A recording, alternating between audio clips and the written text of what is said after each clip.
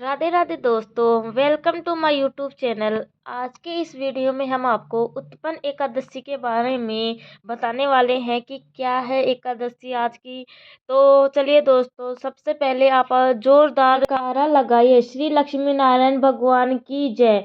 जय श्री राधे कृष्णा। नमस्कार प्रिय भक्तगणों, इस बार उत्पन्न एकादशी को लेकर बहुत ज़्यादा कंफ्यूजन की स्थिति बनी हुई है। कोई कह रहा है कि उत्पन्न एकादशी 26 नवंबर की है, तो कोई कह रहा है उत्पन्न एकादशी 27 नवंबर की है।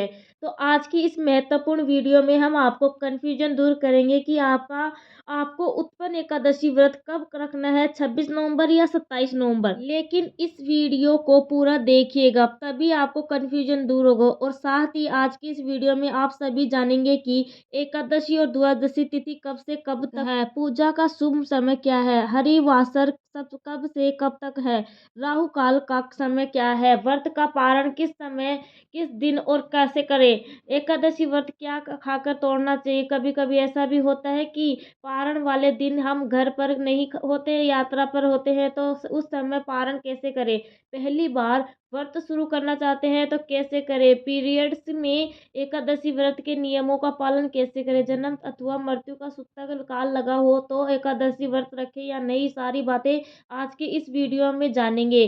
तो आप अंत तक वीडियो में बने रहिए, लेकिन उससे पहले तक बात पूरी श्रद्धा के साथ कमेंट सेक्शन में लिखे, जय श्री हरि विष्णु भगवान हरि की कृपा आप पर सदैव बनी रहेगी। और वीडियो को लाइक करके राधे कृष्ण चैनल को सब्सक्राइब अवश्य कर लीजिए। प्रिय भक्ति गणों को, एकादशी व्रत की हिंदू धर्म में अत्यंत महत्वपूर्ण व्रतों में से एक है। यह व्रत भगवान विष्णु की आराधना और उपासना के लिए रखा जाता है। एकादशी व्रत हर माह में 2 बार आता है, एक शुक्ल पक्ष में और एक कृष्ण पक्ष में। सभी एकादशी का अपना अपना महत्व होता है, लेकिन मार्गशीर्ष यानी कि आगहन मास की एकादशी अपने आप में बहुत बड़ी विशेष एकादशी होती है, क्योंकि आज के दिन ही एकादशी का पाठ्य हुआ, यानी कि एकादशी माता का आज के दिन ही आविर्भाव हुआ था। माना जाता है कि यदि कोई भक्त आज के दिन से एकादशी शुरू करता है तो उसका बहुत अधिक शुभ फलों की प्राप्ति होती है। यदि आप एकादशी का व्रत पहले से ही नहीं किए हैं और आप चाहते हैं कि एकादशी का व्रत कब कब धारण करें, तो अब उत्पन्न एकादशी से धारण कीजिए। यानी कि शास्त्र के अनुसार मान्यता है कि जब कोई एकादशी का व्रत धारण करे तो आज से ही एकादशी का व्रत धारण करे, क्योंकि आज ही भगवान विष्णु से एकादशी माता का पाठ्य हुआ था। हिंदू धार्मिक मान्यताओं के अनुसार उत्पन्न एकादशी के दिन ही भगवान विष्णु ने माता एकादशी को आशीर्वाद दिया था और इस व्रत को पूजने बताया था। इसीलिए ही उत्पन्न एकादशी से इस व्रत का प्रारंभ करना सबसे महत्वपूर्ण, ज्यादा शुभ माना जाता है। इसके अलावा आप चैत्र, बैसाख और माघ महीने में भी इस व्रत की शुरुआत कर सकते हैं, लेकिन एकादशी का व्रत पहली बार प्रारंभ करने से पहले इस बात का खास ध्यान रखें कि गुरु तारा और शुक्र तारा उदय होना चाहिए। आइए सबसे पहले जान लेते हैं उत्पन्न एकादशी के नियम क्या है, और फिर उसके बाद जानेंगे उत्पन्न एकादशी कब है। और के बहुत सारे प्रश्नों के जवाब। तो प्रिय भक्तगणों, एकादशी व्रत के नियमों का पालन 10वीं तिथि से करना होता है। तो 10वीं के नियम क्या है, सर्वप्रथम आपको करना क्या है, यह है कि आप सुबह सवेरे जल्दी उठ जाइए, क्योंकि एकादशी असल में एक दिन का व्रत नहीं होता है। एकादशी तो 3 दिन का महाव्रत होता है। इस व्रत को करने में थोड़ी मेहनत ज़्यादा लगती है, लेकिन यह व्रत राज है। यह जीवन से तो कष्ट खत्म करता ही है, मृत्यु के बाद भी बहुत बड़े पुण्य फलों का देने वाला है। तो करना यह है कि प्रिय भक्तगणों की आपको एकादशी में 10वीं तिथि को जो व्रतधारी है उनको 10वीं तिथि को जगना है। जल्दी जागने के बाद आप अपने जो भी दैनिक कार्य वगैरह है कर लीजिए। कुछ भक्त 10वीं तिथि को भी चावल नहीं खाते हैं, आपकी इच्छा हो तो पूरे दिन ना खाइए, नहीं तो शाम का जो भी पूजन होता है उस 10वीं में चावल नहीं खाया जाता है। बाकी सूर्यास्त होने से पहले आपको 10वीं तिथि में यदि व्रत रख रहे हैं तो खाना खा लेना है। रात को आपको फल, दूध, जल यह सब खा लेना है। अनाज सब सूर्यास्त होने से पहले जो लोग व्रत रखते हैं उसको खा लेना है। उसके बाद प्रिय भक्तगणों को जब आपको अगली सुबह का इंतज़ार करना है, अगली सुबह जब आप अपने 10वीं एकादशी व्रत का पारण करेंगे, पहली बार भी करना चाहते हैं या फिर आप पहले से ही करते आए हैं, तो आपको यही नियम पालन करना होगा। दोस्तों, अगले दिन हम एकादशी व्रत का संकल्प लेंगे तो एकादशी की जो सुबह होगी, आप सुबह से ले पहले ही यानी सूर्यास्त से पहले जाग जाएँगे। अपने दाँतों को दातुन से साफ करिए। दातुन से साफ करने के बाद सर्वप्रथम जो है वह नहा धो कर के ही सबसे पहले सूर्य नारायण के अर्घ्य दिया जाएगा। उसके बाद जो भी आप घर में तुलसी है, तुलसी के पास आप दीप अगर अंधेरे पूजा करें तो दीपक वगैरह जला दीजिएगा, जल मत चढ़ाइएगा। तुलसी की जड़ में आपने शालिग्राम रखा है तो शालिग्राम जी को तुलसी की जड़ में ही स्नान करा करके उनको भोग लगाया जाता है। लेकिन आप यदि इस तरह से तुलसी जी की पूजा कर रहे हैं तो हाथ जल और भोग दोनों ही लगाएंगे। भगवान विष्णु के भोग के लिए अगर आपने पत्ते पहले से तोड़ रहे हैं तो बहुत अच्छी बात है, नहीं तो तुलसी की पत्तियां अगर सूख कर गिरी हैं तो उसको धो करके भी भगवान विष्णु के भोग के लिए आज भी पत्तियों का इंतजार आप सकते हैं। लेकिन यह ध्यान रहे कि आज के दिन जब जब आप तुलसी जी को तोड़ेंगे नहीं, किसी भी तरह से उनके छेड़छाड़ नहीं करेंगे तो यह काम हो गया। इसके बाद हम घर में भगवान विष्णु की पूजा करेंगे। कैसे पूजा करेंगे, अब देखिए, एकादशी माता का पाठ्य हुआ है तो आज आप चावल नहीं खाएंगे। ध्यान रहिए रखिए, जो व्रत रखते हैं उन्हें तो यह ध्यान देना ही है, लेकिन अब जो व्रत नहीं रखते हैं उनको भी दशमी और एकादशी के दिन चावल नहीं खाना है। और इस बात का विशेष ध्यान रखिए कि उपाय रखने के लिए आप बस लहसुन प्याज मत खाइए, आपकी बाकी सारे उपाय आप कर सकते हैं। तो मैं बात कर रही हूँ थी कि आपको यह काम कर लेना है कि भगवान विष्णु की पूजा के भली भांति आप तुलसी जी की भी पूजा करें। जैसे मैंने बताया, आप दीपक जलाइए, धूप बत्ती जलाइए, लेकिन उसको भोग वगैरह न लगाएं। उसके बाद आप लड्डू गोपाल जी, शालिग्राम जी को जो भी स्वरूप है उनकी विधिवत पूर्वक करेंगे। पूजा में सभी जानते हैं जल्दी से स्नान कराया, सर्दियों का मौसम चल रहा है, थोड़ा सा गर्म पानी से लड्डू गोपाल शालिग्राम जी को थोड़ा सा गुनगुना करके जल से स्नान करा देते हैं तो ठीक ही है। और नहीं तो ताज़ा जल, जिनके घर ताज़े जल निकालने की व्यवस्था जैसे कि मोटर वगैरह या फिर नल है, जैसे ताज़ा जल आता है तो उसके लिए कोई दिक्कत नहीं है। ताज़ा जल भरा है तो उससे भगवान को स्नान कराइए। स्नान कराने के बाद अब आपको भगवान को विधिवत चंदन लगाना है, फूलों की माला पहनाना है, इत्र लगाना है। जो भी जितनी आपकी व्यवस्था है, उतनी आपकी क्षमता है, उसके अनुसार भगवान जी की पूजा करें और भोग लगाएं। भोग लगाने के बाद आप बैठ करके भगवान विष्णु का सबसे पहले महामंत्र है ओम नमो भगवते वासुदेवाय नमः, इस मंत्र की जाप करिए। ध्यान रहे, एकादशी के दिन माता लक्ष्मी की भी आराधना होती है। अब पूजा वगैरह आपको विधिवत कर लेना है। एकादशी के नियमों का पालन जो है वह आपको ध्यान रखना है कि एकादशी व्रत रखने वाले को अनाज नहीं खाना चाहिए, नमक का त्याग करना चाहिए, सरसों का तेल वगैरह नहीं खाना चाहिए। आपको खाना है फल दूध चाय वगैरह, जो भी आप खाना चाहें, मतलब सब फलाहार ही खाएं। उसके बाद आपको रात को आप चाहे तो भगवान विष्णु का भजन कीर्तन या करें, 12 बजे के बाद सोएं, तो यह सब हमारी अपनी क्षमता है। इस तरह से आपको करना है।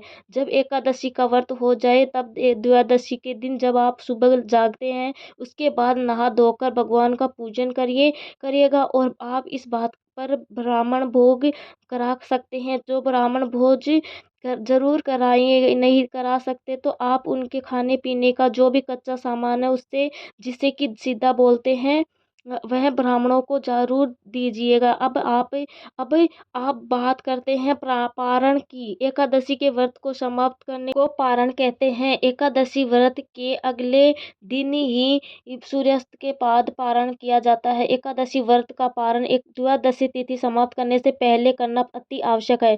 यदि द्वादशी तिथि सूर्योदय से पहले समाप्त हो गई हो तो एकादशी व्रत का पारण सूर्योदय के बाद ही होता है। द्वादशी तिथि के भीतर पारण पारण न करना आप पाप करने के समान होता है। एकादशी व्रत का पारण हरिवासर के दौरान भी नहीं करना चाहिए। जो श्रद्धालु व्रत कर रहे हैं उन्हें व्रत तोड़ने से पहले हरिवासर समाप्त करने की प्रतीक्षा करनी चाहिए। हरिवासर द्वादशी तिथि की पहली एक चौथा अवधि है। व्रत तोड़ने के लिए सबसे सबसे उपयुक्त समय प्रातः काल होता है। व्रत करने वाला श्रद्धालुओं को मध्याह्न के दौरान व्रत तोड़ने से बचना चाहिए। कुछ कारणों की वजह से अगर कोई प्रातः काल पारण करने में सक्षम नहीं होता है तो उसे मध्याह्न के बाद पारण करना चाहिए। अगर आपके पास उस समय पर कोई भी भोजन नहीं है तो आप केवल पानी या जल पीकर इस व्रत का पारण भी कर सकते हैं। एकादशी की पूजा के बाद दान करना शुभ माना जाता है। इस दिन सच्चे मन में अन्न, मिठाई, फल और धन का दान करें। मान्यता है कि इन चीजों का दान करने से पैसों की कमी का सामना नहीं करना पड़ता है। एकादशी के दिन पीले रंग के वस्त्र का दान करना शुभ माना जाता है क्योंकि विष्णु जी को पीले रंग प्रिय होता है। ऐसा करने से श्री हरि प्रसन्न होते हैं। लेकिन इस दिन चावल और आटा दान करना इस दिन निषेध है। यह दोनों चावल और आटा अगले दिन द्वादशी के दिन दान करना चाहिए। कभी कभी एकादशी व्रत लगातार 2 दिन के लिए हो जाता है। जब एकादशी व्रत 2 दिन होता है तब समस्त परिवारजनों को पहले दिन एकादशी व्रत करना चाहिए। दूसरे दिन वाली एकादशी को द्विजी एकादशी कहते हैं। सन्यासियों, विधवाओं और मोक्ष प्राप्ति के इच्छुक श्रद्धालुओं को दूजी एकादशी के दिन व्रत करना चाहिए। जब जब एकादशी व्रत 2 दिन होता है तब दूजी एकादशी और वैष्णव एकादशी एक ही दिन होती है।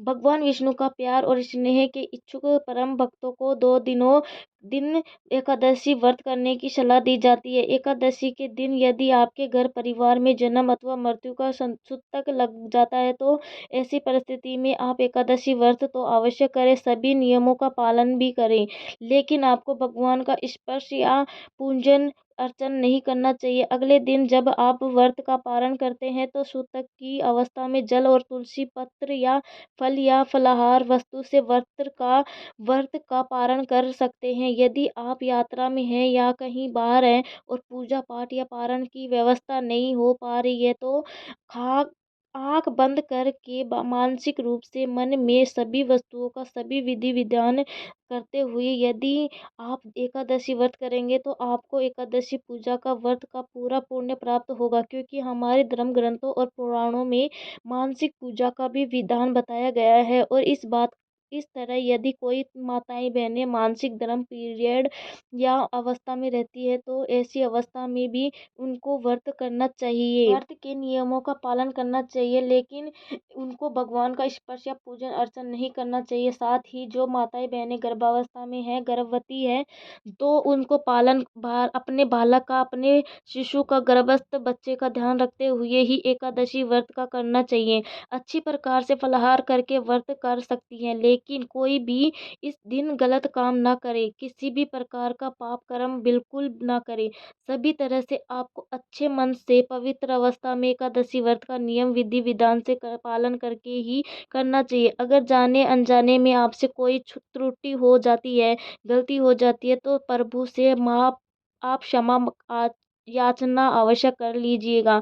प्रभु कृपा निधान है, ये दयालु है, आपको क्षमा दान अवश्य ही प्रदान करेंगे। आइए अब जान लेते हैं उत्पन्न एकादशी का व्रत कब रखें और शुभ मुहूर्त और पारण का समय क्या रहेगा। लेकिन उससे पहले अभी तक आपने वीडियो को लाइक नहीं किया है तो वीडियो को लाइक करके चैनल को सब्सक्राइब अवश्य कर दे। और हाँ,